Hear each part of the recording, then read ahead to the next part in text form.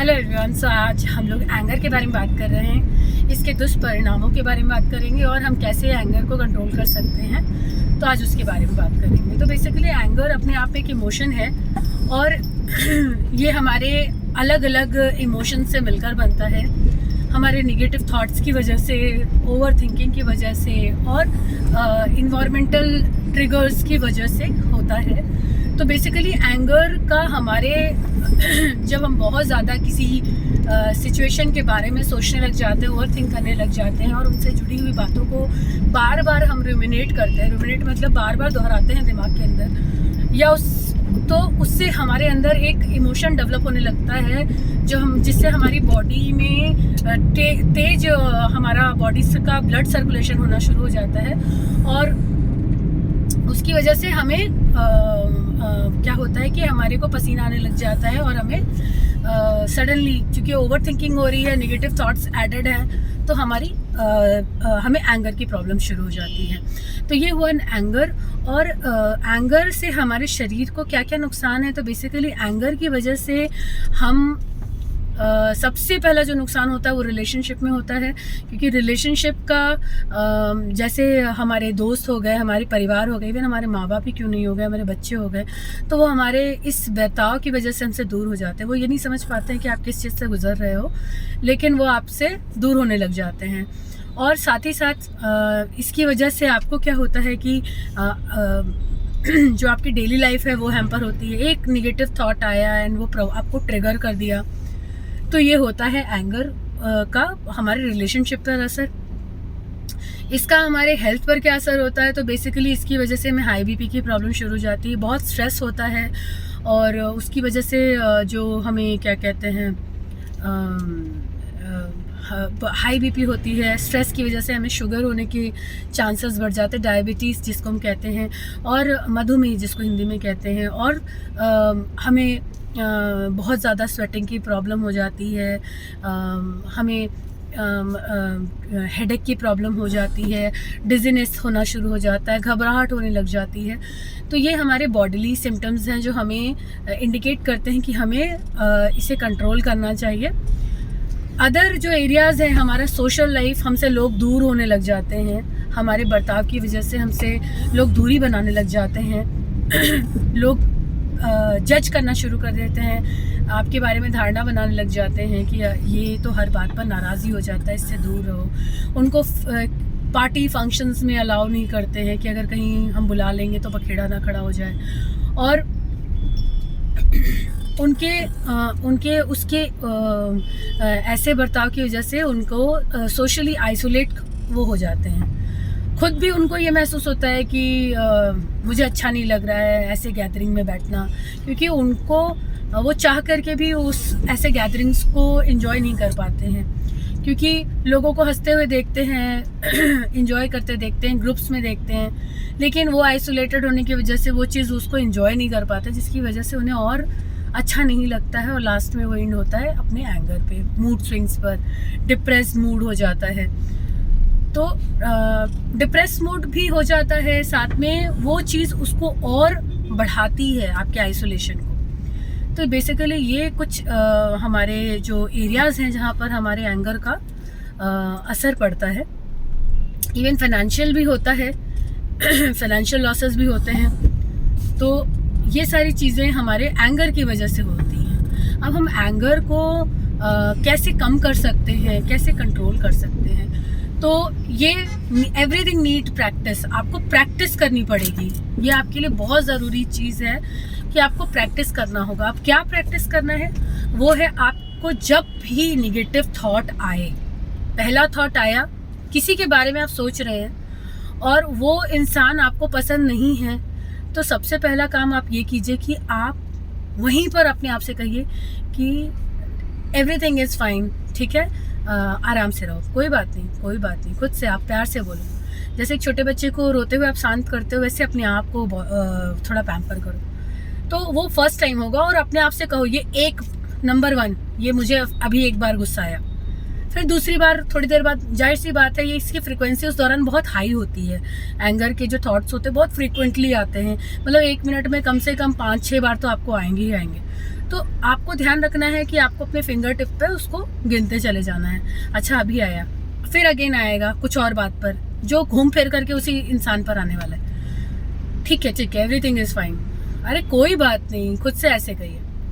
फिर तीसरी बार होता है तो आप देखोगे कि फ्रिक्वेंसी धीरे धीरे कम होगी और आप आराम से अपने आप को सूद कर लोगे, शांत कर लोगे। दूसरा टिप ये है कि ट्राई कीजिए मॉर्निंग में जल्दी जगने का, क्योंकि हम अगर स्पिरिचुअली देखें तो सुबह जो ब्रह्म मुहूर्त होता है, तो बेसिकली ब्रह्म मुहूर्त को हम लोग ऐसे लेते हैं कि वो ब्रह्मा जी का टाइम होता है, मुहूर्त होता है। तो उस दौरान में हमारे लाइफ में वो टाइम ऐसा होता है कि हमारा जो सबकॉन्शियस है ज़्यादा वर्क करता है, अनकॉन्शियस जो माइंड होता है वो ज़्यादा वर्क करता है। तो ट्राई कीजिए कि उस टाइम में जगिए, थोड़ी देर के लिए कॉन्शियस में आइए और कुछ अच्छी चीज़ों के बारे में सोचिए कि आज के दिन क्या करना है, आपकी कोई अच्छी मेमोरी है या आगे कुछ आप प्लान कर रहे हो, उसके बारे में सोचिए। फिर आपको धीरे धीरे अगर नींद आती है तो आप सो जाइए। तो वो क्या होगा कि आपके जो, क्योंकि उस टाइम में क्या होगा कि हमारी बैड मेमोरीज ज़्यादा एक्टिव होती हैं, आपको इसी दौरान सपने आते हैं और वो आप देखते हो कि आपको बुरे सपने आते हैं, आप सोकर उठते हो, आपका मन चिड़चिड़ा हो जाता है और लास्ट में फिर ओवरऑल पूरा दिन खराब हो जाता है।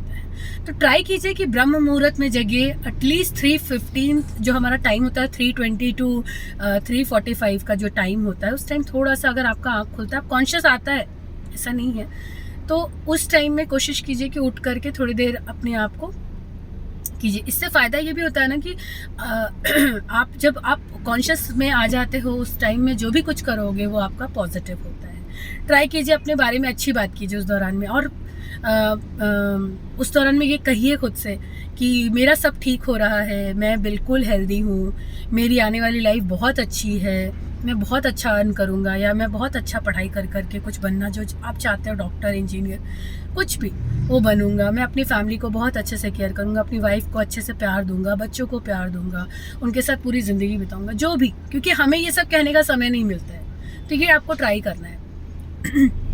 उसके बाद आपको अगर नींद आती है तो सो जाइए। इस टाइम में ये टाइम जो होता है आपका, ये टाइम पीरियड लोग कहते हैं निगेटिव होता है, ऐसा कुछ नहीं है, ठीक है, होता होगा, मैं ये नहीं कहती हूँ, इनकार करती हूँ, लेकिन उस वक्त हमारा शरीर बहुत वीक होता है। तो ऐसे, क्योंकि हम बहुत गहरी नींद में होते हैं, हमें गहरी नींद पूरे नींद के दौरान में सिर्फ 45 से 1 घंटे की आती है।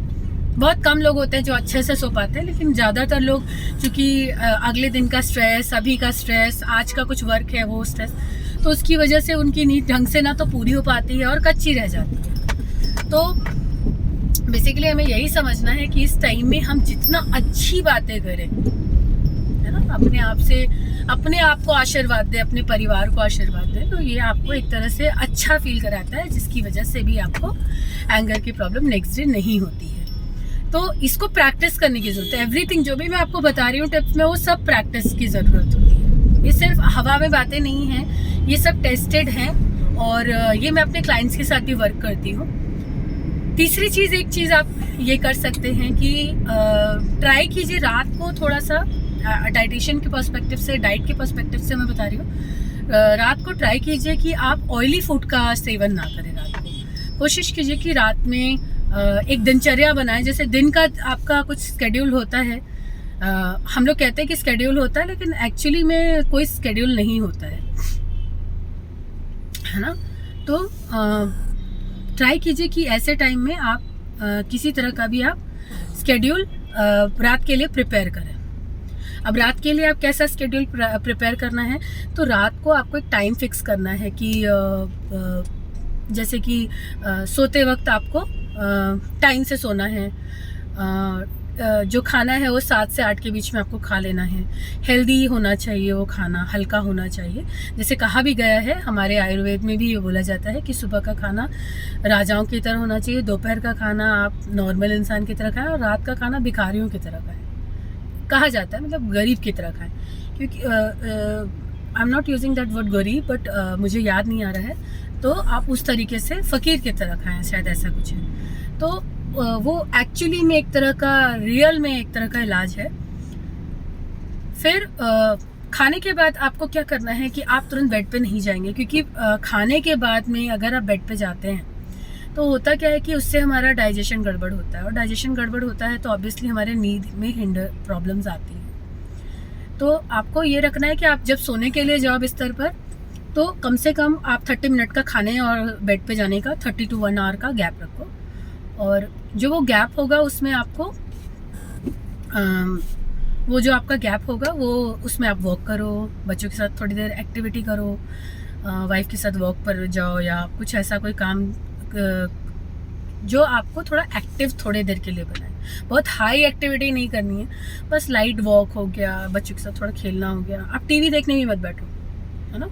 उसके बाद क्या होगा, आप जितना, क्योंकि हमारा जो हैवी एक्सरसाइज होता है या टीवी में आप कुछ ऐसा देख रहे हो जो थोड़ा आपको, ऑब्वियसली वो सब बीपी बढ़ाने वाली चीज़ें ही होती है, न्यूज़ में आप देख लो, सीरियल्स देख लो, तो आपको वो नहीं करना है। उसके बाद आप बेड पर सोने के लिए जाओ।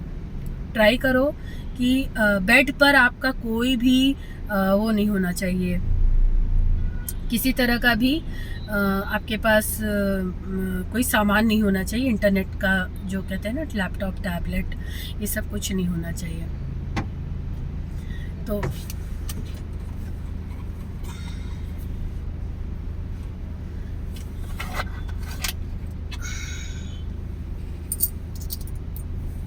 एक लीजिए।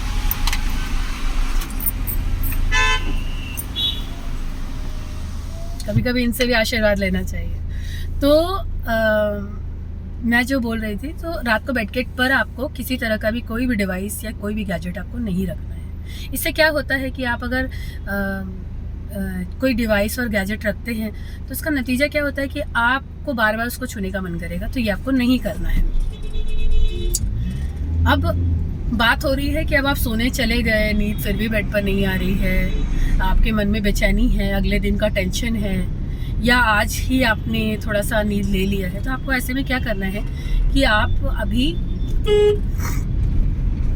थोड़ा सा अपने टेंशन को कम करने की, मतलब बेड पर अगर नींद नहीं आ रही तो आप क्या करेंगे कि आपको बेड से उठना है और हाथ पैर को थोड़ा सा गर्म गुनगुने पानी में थोड़ी देर के लिए डुबाना है, और आपको कहीं पे बैठ जाइए, ठीक है। और बैठना ऐसा नहीं कि लकड़ी के कड़े चेयर पे बैठ गए या ऐसी जगह बैठ गए जो अनकंफर्टेबल है। आपको सोफा पर नेक को टिका कर ऐसे आपको बैठना है।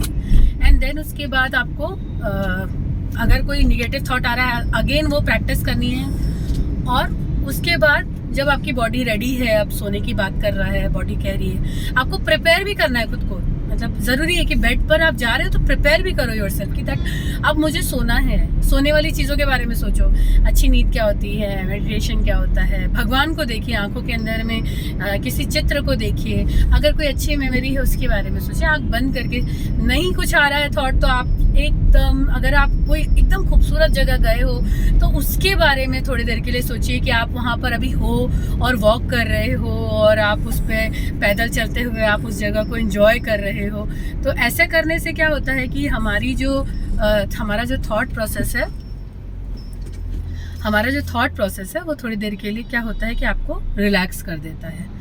तो ये बहुत ज़रूरी चीज़ है जो आपको करनी है। उसके बाद आप रूम में जाइए और सो जाइए,